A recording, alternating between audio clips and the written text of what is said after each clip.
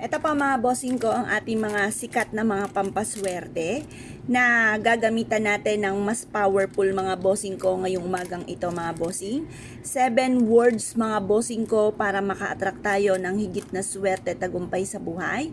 Ito pa mga bossing ko ay meron pong barya. Yan, mga barya na kagaganda ng kulay, matitingkad, bagong-bago mga bossing. Ngayon pa mga bossing, mix po yung gold at saka silver.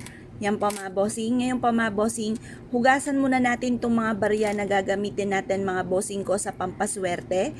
Tapos sasabayan din natin ito ng dahon ng laurel mga bossing at ganoon din po kahit isang butil ng ating bawang. Ang dahon ng laurel ay isa sa mga subok na nagtataboy ng mga negatibong espiritu. Tapos ito naman yung ating bawang. Ito po mga bossing ko ay ganoon din po mga bossing ko, nagtataboy ito ng mga bad spirit at humahatak po ito ng swerte lalo na sa pera. Ang barya mga bossing ko, ang silver ay ayaw ng mga bad spirit.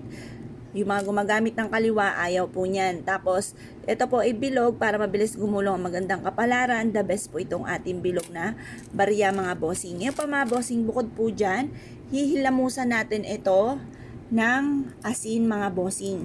Yan, ganyan lang po ang ating gagawin. Tapos, habang binibigkas natin, ang magic words po natin na ching ching ching. 7 beses na ching ching ching. Kasi yung ching ching ching, mantra daw po ito na Chinese prayer for dream come true. Nagtatawag po yung words na ito, kaya madalas mapapasin ninyo yung mga nickname nila ching, yung mga ganyan, ching. Kasi swerte na pangalan daw po to. Tapos babanggitin natin 7 beses na ching para masungkit ang swerte at matupad kaagad ang mga pangarap. Ching ching ching, ching ching ching, ching ching ching, ching ching ching, ching ching ching. Ayan.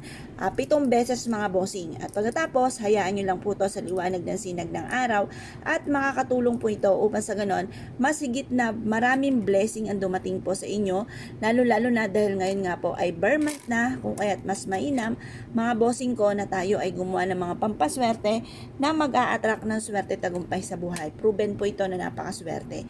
Ngayon pa mga bossing, uugaliin lagi natin na maging positibo, ang iisipin natin mga magaganda, yung mga pangit, iiyak ninyo sa mahal na Panginoon. Ipagdasal nyo, i-release nyo kung ano nagpapabigat ng inyong kalooban. Pagkatapos, yung magdasal, okay na po yun. Pagtapos, ang uugaliin po natin, panay magsasabi tayo ng mga magagandang salitain at kalimutan ng mga pangit na salitain. Makakatulong po ito, malaking tulong bukod sa ating sipag at tiyaga at pananalig sa mahal na Panginoon, ang pagiging positibo at gumawa ng mga pampaswerte. Kasi ang mga taong gumagawa ng mga pampaswerte, naniniwala siya na siya ay suswertein, kaya gumagawa siya ng ganito, kaya siya nanonood ng mga ganito dahil naniniwala siya na siya ay suswertein or umaasa siya, kaya nagsisearch siya na maaaring siya ay swertihin. Kaya kung kayo paniniwala at nais po itong gawin, ay siya mga bossing, good luck bossing po lahat.